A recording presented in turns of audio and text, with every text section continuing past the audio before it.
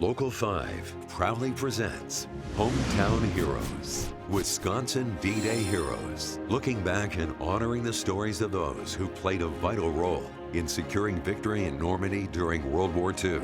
The following program is proudly presented by Emerald Bay Retirement Community, Window World, and the Keep Wisconsin Warm Cool Fund. And now, it's time to look at one of the greatest victories in American history. Good evening, and thank you for joining us for Local 5's Hometown Heroes special broadcast. I'm Tom Zalaski. And I'm Michelle McCormack. Tonight we bring you some of the sights, the sounds, and the people who were involved in the D-Day invasion as June 6th marks the 80th anniversary. Many World War II veterans are nearing, if not already, 100 years of age. And we met one this spring, celebrating that milestone birthday. Local 5's Timothy Leteau tells us how he grew up in the war and still remembers all the details from long ago. Here we are. It's quite an achievement to reach 100 years of age and to have taken part in one of our nation's defining moments as a teenager. I went in the Army, a kid.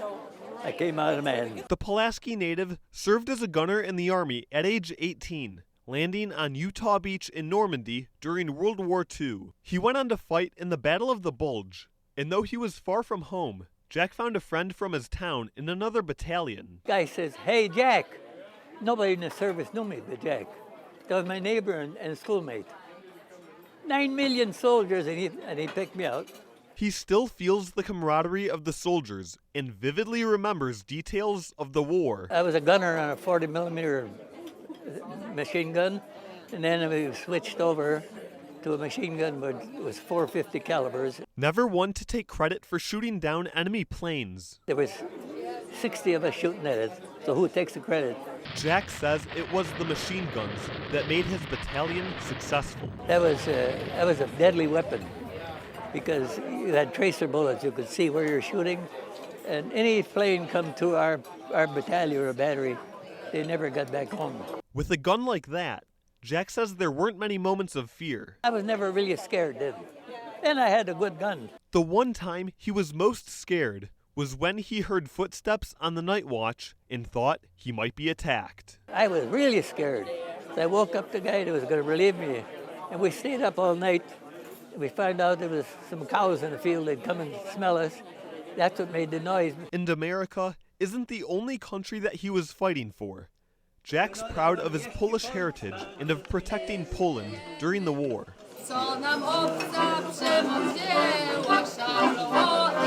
We sang the songs at home because I'm of Polish descent, and I said we'd always sing a Polish is here, is going to stay forever because we're going to make sure it stays here. But when he returned home, Jack realized that he lost his youth in the war. I felt sorry for myself after I got home. I lost 3 years, but I said I didn't lose them. You know, I was one of the 9 million that got rid of Hitler and his Nazi regime. As years passed, he also came to find his place in history. I'm a part of history, I guess, yeah. What's that like? Oh, I don't know. I'm just starting to enjoy it now. I didn't think I was going to reach this milestone. It's taken Jack a while to become a centenarian, but the war of the century beckoned him as a teenager, and he answered the call. In Green Bay, Timothy Leteau, Local 5 News. Jack is one of a select group of veterans who is back in Normandy for anniversary commemorations. When we come back, another heroic story from a Fond du Lac D-Day veteran who was critical to the destruction of German artillery that even made the landing at Normandy possible. Our special anniversary coverage of Operation Overlord continues after this. Please stay with us.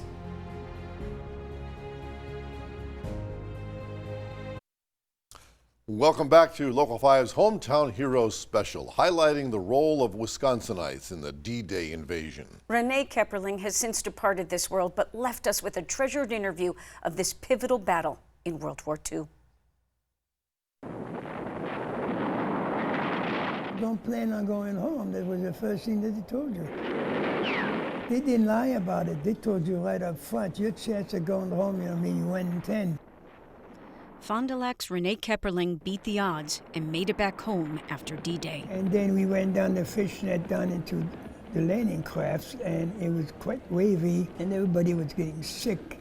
And nobody was joking, because we all knew before we even hit the beach, we may be dead. He was just 18 when he hit the beach in Normandy on June 6, 1944. You didn't know what was going to happen. You had to think clear. If you see a German shoot, don't ask questions. How honored we were to have one of the last interviews with this now departed hero who enlisted in 1943 and really had no idea what he was getting into. But I saw this sign saying wanted. Army Rangers. I didn't know what they were. And his determination to join was tested. Too short, too light, too skinny. So I didn't qualify, but I went for it anyway. I said, but sir, I speak fluent French. Oh. The intense training as a sniper followed for the 5th Battalion. They arrived on Normandy Beach before the heavy fire and used a bomb to clear the barbed wire. It blew up, and the 5th Battalion came rushing up, half gone east towards Germany to block incoming Germans, and the other half to go and help the 2nd Battalion. He was with the half that helped the 2nd Battalion. Their mission, obliterate the German artillery that they knew was waiting at Pointe du Hoc. It was supposed to contain 4 155mm cannon, short cannon that can shoot 16 miles. Invasion impossible with these cannons. So our mission, no matter what, had to destroy these guns. But when he got up there, no guns. The Germans didn't make it easy, but the Americans found their weapons hidden about a couple hundred yards away. Their mission completed. Total teamwork with the Rangers was critical. If you didn't do it, you were out. But this D-Day survivor wasn't done with the stories, including when after the invasion they came across a luxurious hotel in a small German town. I slept in Hitler's bed for 4 days. Big bed with 2 pillowcases, 8 of Hitler embroidered in the pillow. An Army Ranger whose determination to serve was matched only by his bravery. I wanted to be a Ranger, and I was going to be a Ranger, and I've always been so proud of it. We lost this proud Ranger in 2022, whose legacy of dedication to country will never fade. We have heard the stories and have seen the brave Wisconsin men who were critical to D-Day. When we come back, we get a real-time feel for what it was like behind the controls of the aircraft essential to the operation. And where you can see these planes in person. Local 5 special on the 80th anniversary of D-Day continues after this.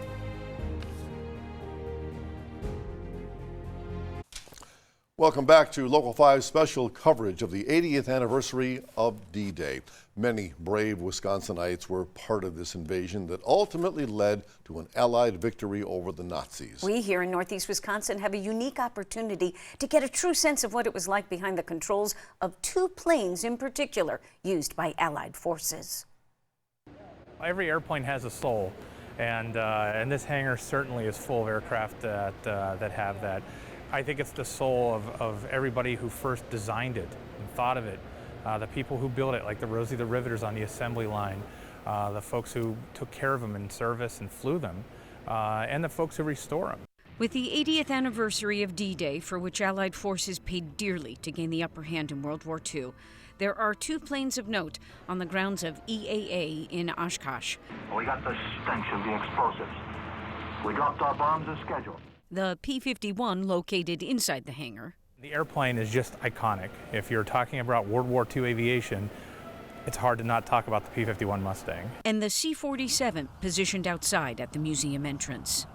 They called them the Sky Train. This type is one that really is famous for the dropping the paratroopers on June 6th of 1944. The story behind the plane with the very American name of Mustang is that it was originally made for the British by North American in California, which churned out a prototype within a remarkable 120 days. It had the range and the performance to go all the way to Germany and back with our bombers and be an escort. so it could sort of fend off enemy fighters and protect our bombers and allow our bombers to strike. The only thing the British changed was the engine, a Rolls-Royce Merlin engine, which gave it its distinctive sound. Both engines are on full display. What really happened at D-Day is the P-51s, even though they weren't really allowed over the beaches, provided cover to make sure no German aircraft were able to get over the beaches. So really what we were doing is we were destroying the German Air Force. The paint job now is in honor of the EAA founder, Paul Poperenzi, who owned the plane, restored it, and then donated it for the public when he didn't fly it anymore.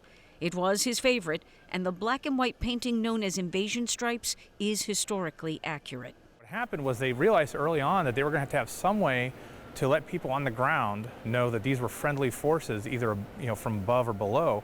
And somebody came up with the idea of, let's just paint in the middle of the night black and white stripes under all the wings of anything Allied.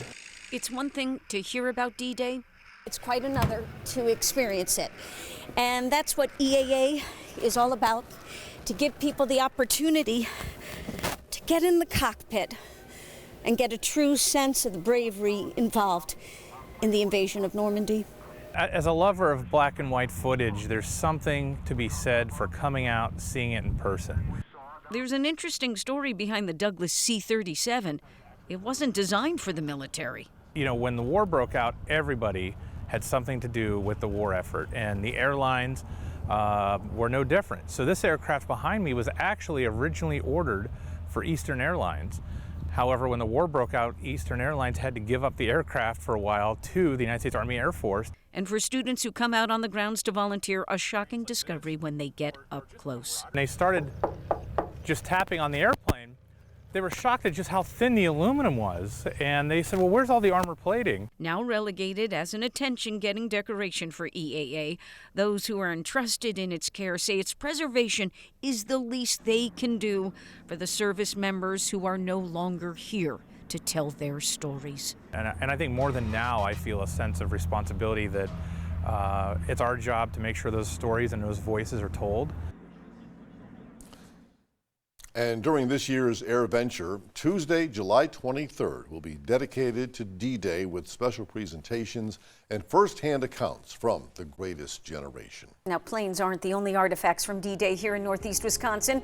We have one of only a couple dozen D-Day ships that are still on the water today. The legend of the tug Ludington in Kewanee. When we come back, please stay with us.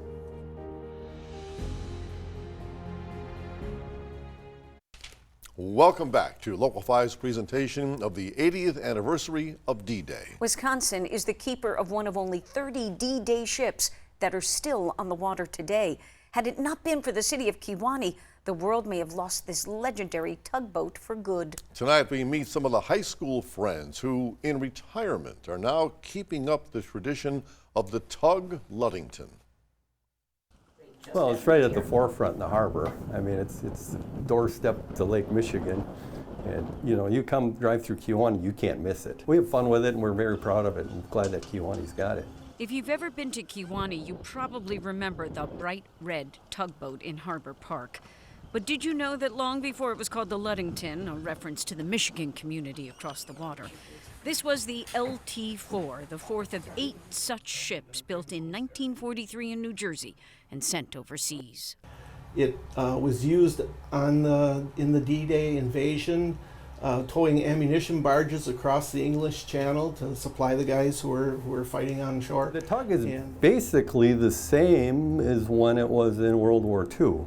There's obviously some modifications been made when the Corps of Engineers took it over, but the rooms are the same sizes, the engine is the same, you know, it's the same old boat that it was when it was built in 1943. After the war, it arrived in Kewanee, was retrofitted, and put into various Great Lakes harbor duties with the Army Corps of Engineers.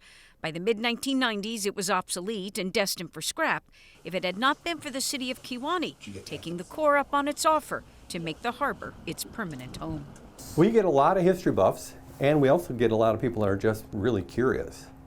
And then they get on here and they're like, wow, we didn't realize that this had such a historic events about it. You know, you think about when this was over in the war in the English Channel and what was happening around it. It was amazing. A group of guys who went to Kewanee High School together now make up the board that's responsible for the tug's preservation. They raise money by allowing self-guided tours with either an audio guide or a paper printout. You know, when I read about it and then I come on the boat, I can kind of feel it, what it's been through.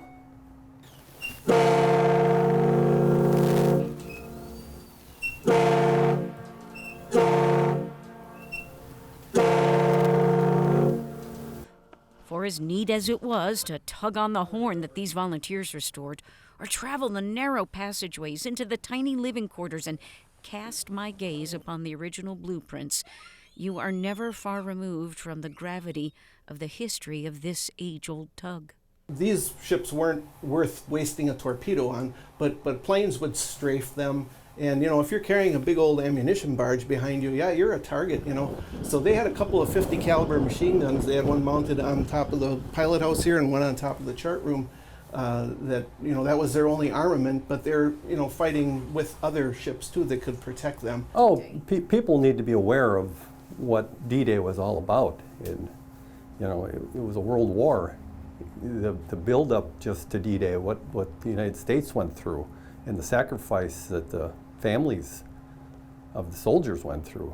We're the keepers of this thing, you know, and it's one of only less than 30 ships that were involved, or vessels that were in the D-Day invasion that are left afloat in the world.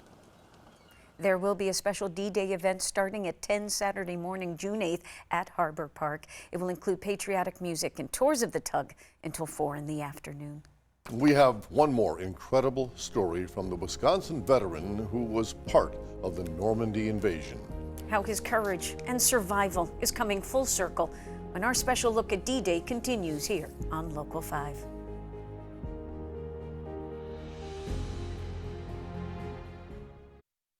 "80 years ago, they were the heroes who helped secure an Allied victory on the beaches of Normandy, France. And soon, about 70 of those veterans will be returning to those same beaches to commemorate D-Day's 80th anniversary. Local 5's Paul Stino spoke to a local D-Day vet who is on the trip of a lifetime. The IC room is right next to it. And that's where you work, right? That's where I was, right here. The memories flooding back as he looks at his painting of the ship he was on 80 years ago off the coast of Normandy, France. Well, I'd wanted to do something. I didn't want to sit home and watch everybody else do the work. In November of 1942, von Collicott joined the Navy. A year and a half later, in the days leading up to D-Day, he said he found himself on the USS Meredith off the coast of England, unaware that he was about to take part in the largest amphibious invasion in history. Nobody knew anything about it. On D-Day, June 6, 1944, Collicott and the rest of the sailors on the USS Meredith were near Utah Beach, taking out German positions as Allied troops stormed the beaches. That's what we came there for, to help get rid of the Germans. In the following days, Collicott's ship got hit twice, eventually sinking. This section here was gone. When that boiler blew up, it blew a lot of the things right up into that smokestack. Here's how he described one of those attacks. Zoom! The plane flew over the ship, and the captain had hollered fire. Well, it's too late to fire anything because we got the bomb a couple seconds later. 50 people were wounded and 7 killed. When I came out of the IC room, I seen things I didn't want to see. On the 80th anniversary of D-Day, Collicott is with 70 other veterans on a trip back to the shores of Normandy, France. I can't really tell what it's going to be like, but I know it's going to be different. Collicott is in France right now with his granddaughter, a trip that he said he was excited to take. In Combined Locks, Paul Stino, Local 5 News. And we thank you for joining us for this special D-Day edition of Hometown Heroes. It is our sincere honor to share the personal stories in this chapter of Wisconsin and American history. To all our military, thank you from all of us at Local 5. Local 5 was proud to bring you Hometown Heroes, Wisconsin D-Day Heroes. The preceding program was proudly presented by Emerald Bay Retirement Community, Window World, and the Keep Wisconsin Warm Cool Fund. Thank you for watching.